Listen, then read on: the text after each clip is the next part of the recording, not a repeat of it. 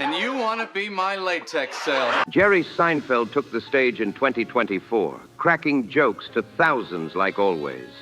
But this time, something felt off. His timing was sharp, his delivery perfect, yet at home, even his kids stopped laughing. When he tried to share a funny thought, they'd just ask, "Is that a bit?" They couldn't tell if he was joking or trying to connect for real. Back in 2014, Jerry dropped a bombshell on national TV. He told Brian Williams he might actually be on the autism spectrum. "My brain just works differently," he admitted. Now at 71, those words hit harder than ever. His routines are getting stricter, his habits deeper, and that emotional distance from his family seems to be growing. Something about comedy's biggest perfectionist feels unsettlingly fragile. Jerry was born on April 29, 1954, in Brooklyn, New York, a city buzzing with rhythm and survival. His parents, Cayman and Betty Seinfeld, carried legacies shaped by war and old-world resilience. Kaman, who escaped Hungary after World War II, made his living painting signs, but had the soul of a comedian. He'd toss jokes around the dinner table like confetti, old army gags and quick punchlines that turned every meal into a small stage. Betty, his mother, came from a deep Jewish heritage. Her parents, S. and Salha Hosni, had journeyed from Aleppo during the final years of the Ottoman Empire, officially registered as Turkish immigrants in 1917. That wild blend, Hungarian post-war grit and rich Middle Eastern storytelling, created the unseen stage Jerry was born onto, a fusion of struggle, rhythm, and laughter that would shape his entire world. Jerry grew up in Massapequa, Long Island, with his older sister, Carolyn, a place where humor wasn't just encouraged, it was mandatory for survival. In that modest home, laughter filled every silence. His great-grandmother, Gara Dion, came from a rabbinic family said to trace all the way back to King David, a royal spark tucked inside an otherwise suburban life. Jerry never bragged about it, but he carried that legacy quietly, like a secret joke only he understood. His father's small business, Cal Signs, wasn't just a paint shop. It was a creative playground. Jerry would hang around for hours, doodling letters, cracking jokes about broken toasters and nosy neighbors. One day he scribbled a sign that read, "Spewing water, not kidding." And people loved it so much they asked for copies. That was his first taste of real connection through humor. Not applause, but the simple thrill of making strangers laugh at something ordinary. At home, Carmen pushed his kids to see the world, not just look at it. "Notice everything," he'd say. "That's where the funny lives." And Jerry did. Years later, the family's inside joke about Cal Signs even popped up on Seinfeld in the Fusilli Jerry episode, a secret nod to his roots hidden in plain sight. Massapequa wasn't famous for much, but for Jerry, it was pure gold. It gave him that bone-dry wit, a quiet rivalry with Carolyn, and the razor-sharp eye for life's smallest, strangest details that would make him a comedy legend. By the time Jerry was 8, comedy had him hooked like other kids were hooked on baseball cards. While his friends traded stats, he was memorizing punchlines. Every night, he'd sneak out of bed to watch The Tonight Show, studying every move of his idol, Buddy Hackett, the timing, the smirk, even the way he breathed before a joke. His bedroom became his own little stage, complete with a joke file, stacks of handwritten notes packed with setups, punchlines, and crossed-out rewrites. By age 10, he was already telling people straight up, "I'm going to be a stand-up comic." This wasn't some cute kid phase. It was an obsession. Jerry practiced like a scientist, running experiments, rehearsing in the mirror for hours, tweaking every pause, sharpening every word, laughing at himself just to test the rhythm. He wasn't chasing attention. He was building precision. At Massapequa High, that obsession only deepened. He joined the drama club but couldn't stand the stiff scripts. He started slipping his own jokes into serious scenes, driving teachers crazy, but the crowd loved it. One night during a school play, he threw in a line about cafeteria food that made the audience explode with laughter. That one unscripted moment changed everything. It wasn't planned, and that's exactly why it worked. From then on, Jerry lived to rewrite life with comedy. He started doing small local gigs, the kind of events where word spreads fast. He's the guy who'll make you laugh no matter what. That title stuck like glue. At 16, he spent a summer on Kibbutz Sar in Israel. Not glamorous, just hard work, but surrounded by people from everywhere. Jerry soaked up accents, stories, and humor from every corner of the world. What fascinated Jerry most wasn't the punchlines, it was people. On that kibbutz, he'd watch a Russian couple argue furiously over a single light bulb, while a Greek family bickered about how to wash dishes the right way. It wasn't what they said that cracked him up. It was how they said it, the gestures, the tones, the raw emotion. Pure gold. Those moments planted the seeds for the kind of comedy that would one day make him world famous. Back then, he didn't know he was collecting material. He was just curious, studying how different cultures could collide over the smallest things. Years later, that curiosity became his bread and butter.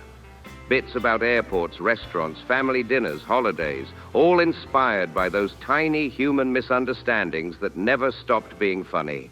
Family life had its own drama, too. Their vacations revolved around Jewish heritage trips, meant to keep tradition alive. But beneath the surface, there was always tension.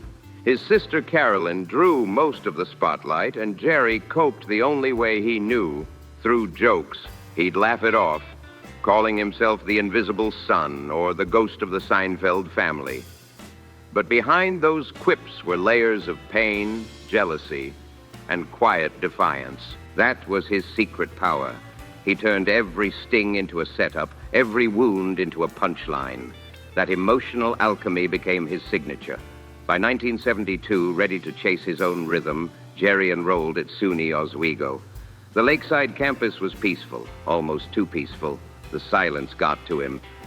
2 years later, he transferred to Queens College in 1974, back near New York's buzzing comedy scene.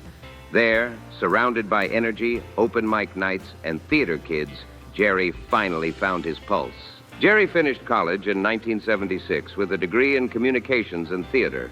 But let's be real, his real education happened after dark. During his junior year, he started sneaking into legendary comedy clubs like Catch a Rising Star, notebook in hand, watching pros work the crowd while scribbling down every move, every rhythm, every laugh. When he finally got the guts to step up himself in 1975, his first set bombed hard. His jokes about airline food went down like a bad in-flight meal. Total silence. But Jay Leno, already a name back then, pulled him aside and said, "Keep showing up." So he did, every single week. Jerry became obsessed with improvement. He filled yellow legal pads with handwritten jokes, tucked neatly into big accordion folders. He tested material anywhere he could, and on classmates, in dorms, at late-night shows. His jokes were never wild or shocking. They were sharp slices of real life. Stuff like the cleanest dorm fridge always gets raided first, or why people knock but never wait. Simple, everyday frustrations turned into gold because he noticed what everyone else ignored. He learned that the best laughs came from truth, the small, awkward rituals that everyone secretly lived through. Slowly, his timing tightened, his delivery sharpened, and his style became unmistakably his. By 1976, Jerry wasn't just another open mic dreamer, he was the one to watch. After graduation, his dad, Kemen, pushed him to get a real job. Jerry tried briefly. He joined a temp agency, lasted barely a week, and said, "Nope, this isn't me." He needed the stage, the risk, the late nights, the silence after a bad joke, all of it. So he quit the safe route and went all in. Night after night, he bombed, learned, rewrote, and came back stronger. That raw stubbornness, that fearless hunger to earn a laugh, became the fire that built his career. Jerry never chased fame. He chased clarity. In 1976, with just 5 minutes of material and a heart full of nerves, he stepped into the smoky chaos of Catch a Rising Star, that gritty New York comedy hub where nobodies turned into legends. His early sets earned him barely $50, and on rough nights, he crashed on friends' couches, too broke to even dream of his own apartment. He didn't have a car, barely owned clean clothes, but he had a notebook full of sharp, honest jokes, little bits about messy roommates, awkward silences in elevators, and the tiny absurdities that everyone overlooked.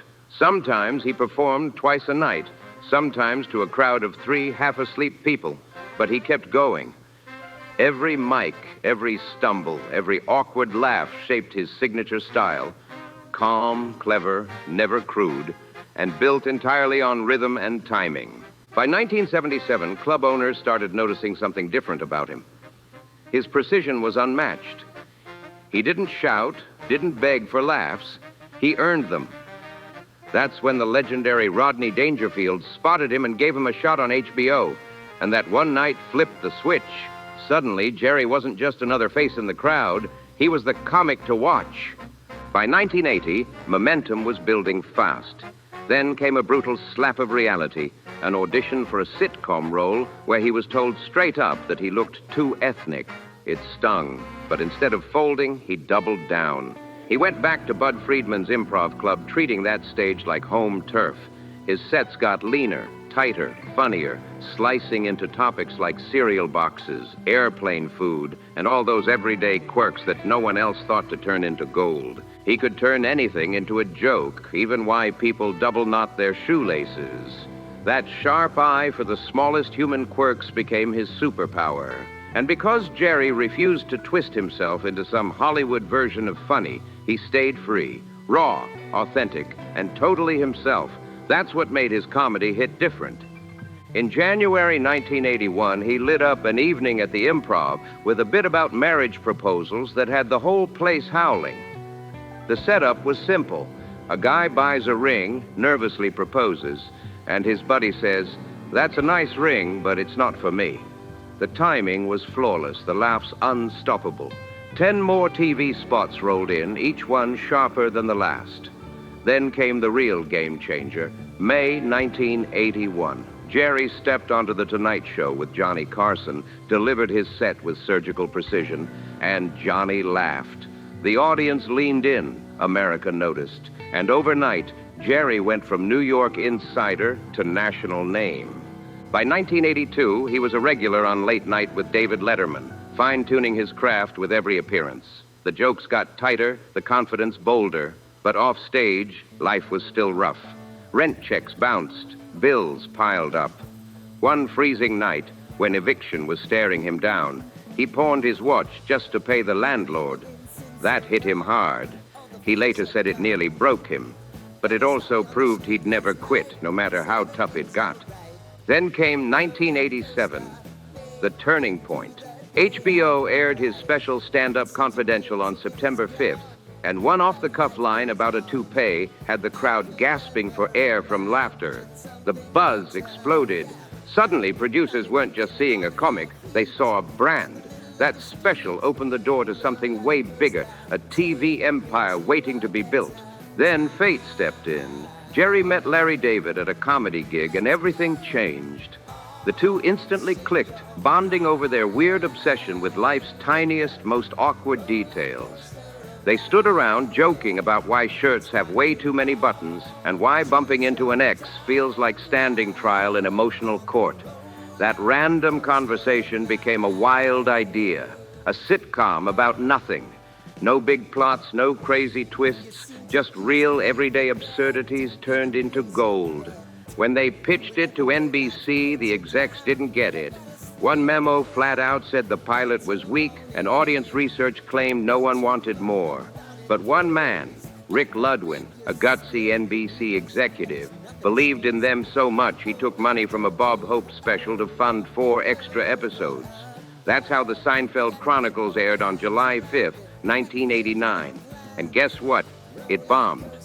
But Jerry wasn't about to walk away. By 1990, the show was reborn under a simpler name, Seinfeld. This time, Jerry dug deep into real-life stories. Like the day he visited a New York soup shop where the owner barked at customers for ordering wrong. That guy became the iconic soup Nazi. The episode blew up.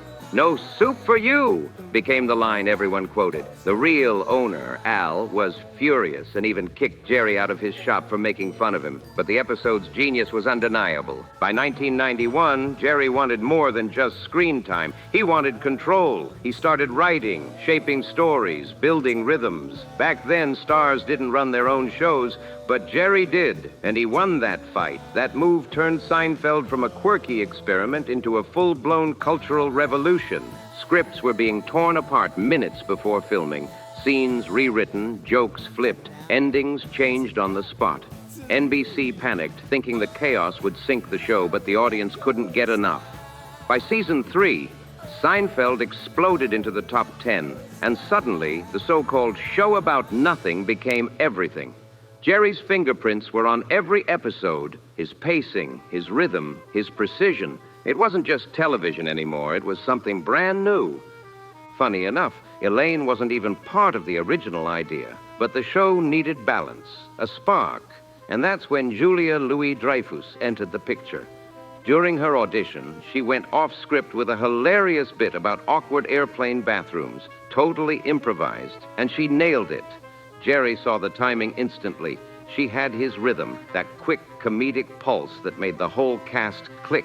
Then came 1992, The Contest, a daring episode built around a bet on who could go the longest without. Well, you know, they never said the word once, just danced around it with genius phrases like master of my domain. It became a cultural earthquake. Based on a real-life bet Larry David had with friends, the episode pulled in 18.5 million viewers on its first run, and when it re-aired, it hit 20.1 million. It snagged Larry an Emmy and was later crowned by TV Guide as the #1 TV episode of all time. Despite its taboo topic, only 31 people complained. Proof that bold, clever comedy still won hearts. Jerry kept pushing for that real-world authenticity, too. The show's iconic diner, Monk's Cafe, was modeled after Tom's Restaurant on 2880 Broadway, the one from the famous photo. They filmed the exterior in New York, but built the interior set in L.A. By 1993, a writer's strike almost stopped production cold. But nothing could slow Jerry's rise now. When the writer's strike hit and scripts ran dry, Jerry fell back on what made him unstoppable. Pure stand-up instincts. With no safety net, he and the team started winging it, improvising scenes, loosening the structure, and somehow making it feel even more real. That chaos gave the show new energy, like lightning caught on film. Then came February 1994, and one of the craziest stories in sitcom history. George Costanza, pretending to be a marine biologist, saving a whale by yanking a golf ball out of its blowhole. The entire storyline was thrown together hours before filming. Jason Alexander had just 30 minutes to memorize that now iconic monologue, and the golf ball twist, that came from Jerry himself that same morning. The episode became a legend, replayed endlessly in syndication. One of the funniest moments in TV history. By 1998, Jerry had reached the top of the mountain, $1 million per episode, making him the highest-paid actor on television. Each episode cost around $3.5 million to produce, but the payoff was insane. Jerry's total haul, including syndication, hit $267 million. Yet, even with all that success, he never got lazy. He stayed in the trenches, mentoring writers, refining jokes, obsessing over every detail until it felt right. On May 14th, 1998, the final episode aired. 76.3 million people tuned in to watch the gang end up in jail over a Good Samaritan law. Critics slammed it, fans were split, and ad spots sold for $1 million per 30 seconds. The noise was deafening, but the legacy was untouchable. Seinfeld had already rewritten television forever, and then came the jackpot, syndication. Just that year alone, Jerry pulled in another $267 million, with reruns earning him nearly $1 million each. But instead of chasing another sitcom, he went back to his first love, the stage. Between 1998 and 2000, his live shows raked in over $100 million as fans packed theaters just to hear him tear into cereal boxes, airplane peanuts, and the madness of modern life. In 1999, the spotlight turned harsh. Comedian Bill Kirschenbauer accused Jerry of stealing a joke about airline peanuts. The story hit headlines fast, and though the two eventually settled quietly out of court, it left Jerry shaken. From then on, he got serious about protecting his work. He went through over 40,000 jokes, indexing them neatly in legal pads like priceless treasures. It wasn't paranoia, it was self-defense. The cost of being at the top. Then came Comedian in 2002, a raw documentary showing Jerry starting from zero, rebuilding his entire act after Seinfeld. For the first time, fans saw the cracks behind the confidence. Even Jerry Seinfeld, the man who made the world laugh, got stage fright, doubted himself, and battled the pressure to stay great. That film stripped away the myth and showed the real guy behind the punchlines. In 2007, Jerry took another wild leap, the Bee Movie. He wrote, produced, and voiced it himself, turning a bizarre idea about talking bees into a global hit that made $287 million. The humor was classic Seinfeld, sharp, ironic, and full of ridiculous logic, but the format was completely new. Then came one of his most surreal moments. December 2015. A baby blue 1963 Corvette Stingray rolled up to the White House gates, and inside was Jerry Seinfeld himself. He was there to film a special episode of Comedians in Cars Getting Coffee. And his guest? Barack Obama. Secret Service made sure they couldn't hit the streets, so they cruised slowly around the White House grounds instead. Two icons, two coffee cups, and one unforgettable blend of comedy and politics. Obama stayed cool, cracking jokes about how little kids adored him. 0 to 8-year-olds think I'm hilarious. He laughed. Jerry fired back with his usual dry wit, riffing on healthcare and football while gliding through turns with that effortless, confident grin only a comic legend could pull off next to the leader of the free world. The whole thing felt too relaxed to be real, and yet more than 52 million people tuned in. Everyone expected some stiff political interview, but instead they got pure chemistry. Casual jokes, hot coffee, and even a wink to Between Two Ferns.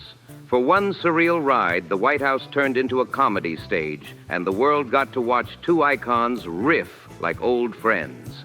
It was unscripted, unexpected, and absolutely unforgettable. 2 years later, Jerry pulled off another surprise that nobody saw coming. Jerry Before Seinfeld dropped on Netflix in 2017. But this wasn't just another stand-up special. It was a time machine. Jerry stood on the same small stage at the comic strip in New York where he'd first bombed, dreamed, and built his act back in 1976. Around him were stacks of his original yellow legal pads, the same ones he'd filled in his 20s, covered in punchlines, half-formed ideas, and notes that still had his young handwriting on them. As he read through them, the crowd laughed at the kind of simple, pure humor that built his legend.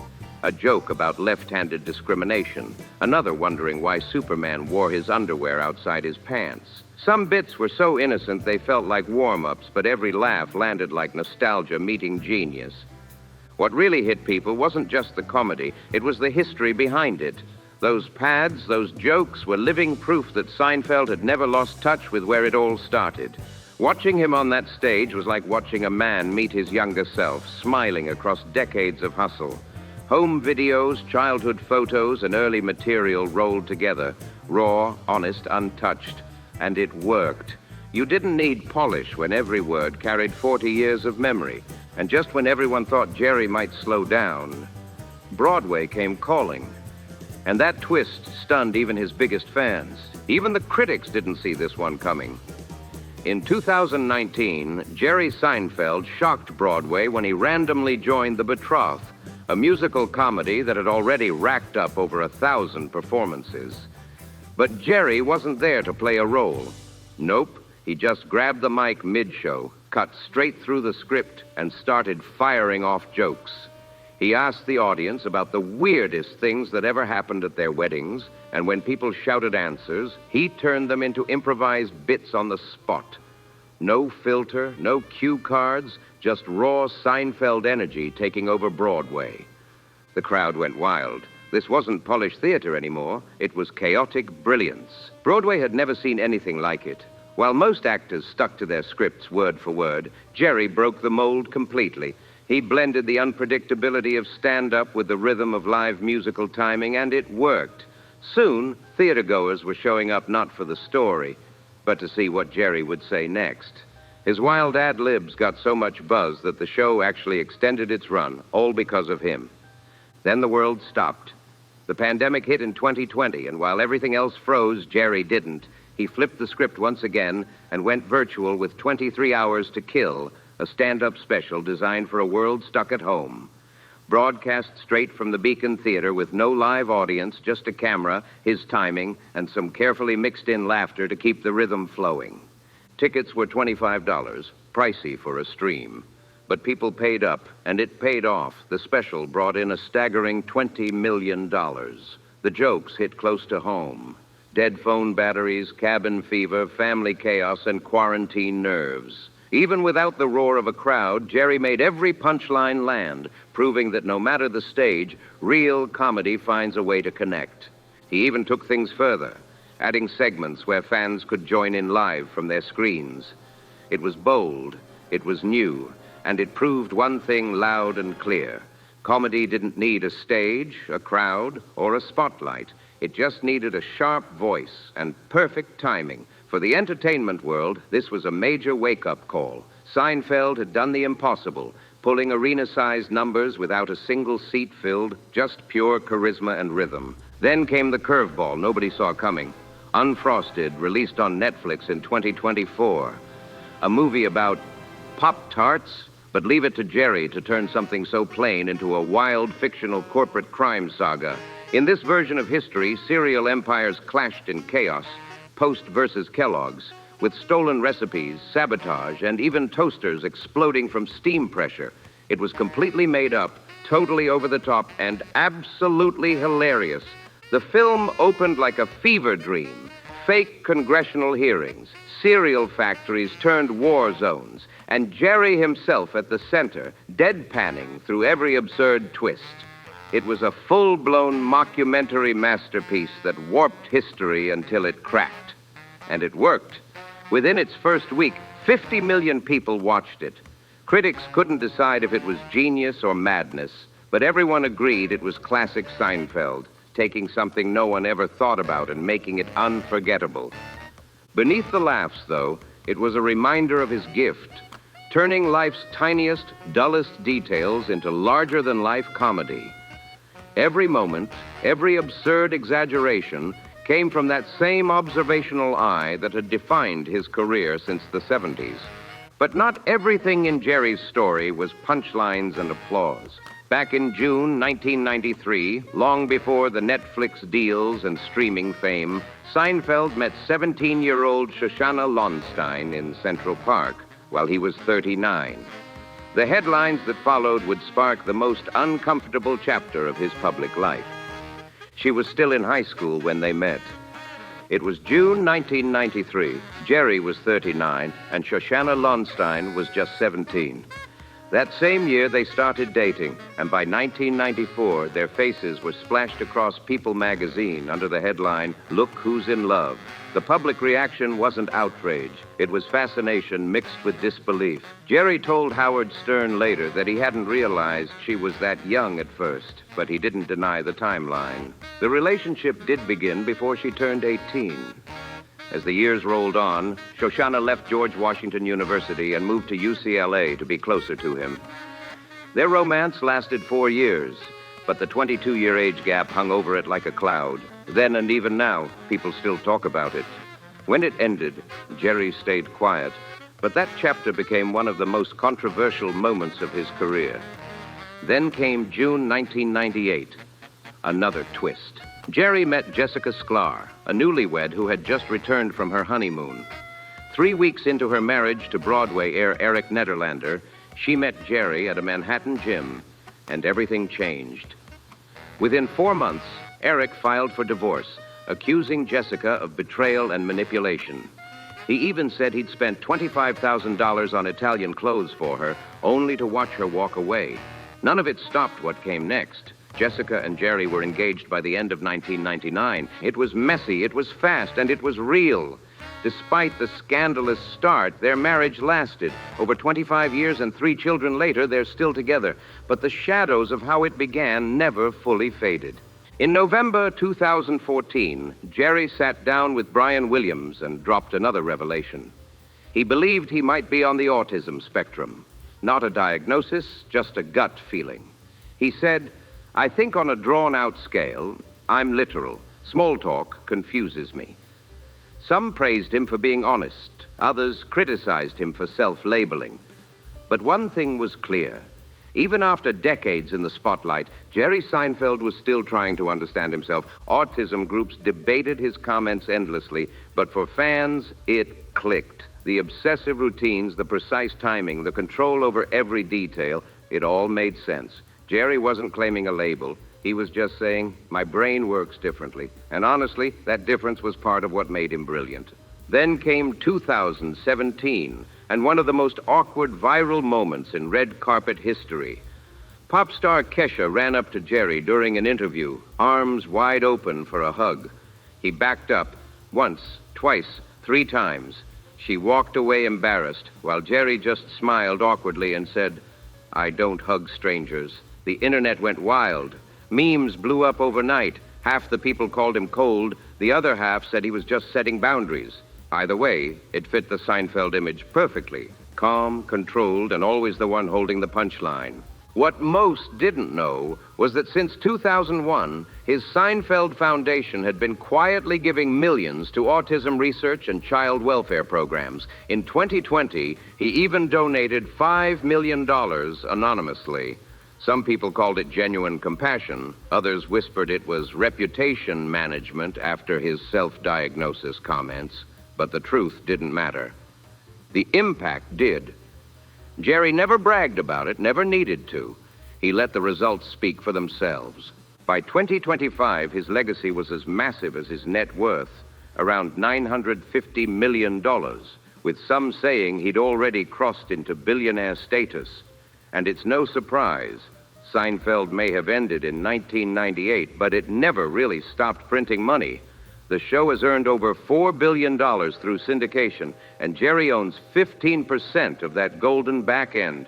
In 2019, Netflix dropped a jaw-dropping $500 million for the streaming rights, meaning every time an episode plays anywhere in the world, another check slides right into Jerry's account.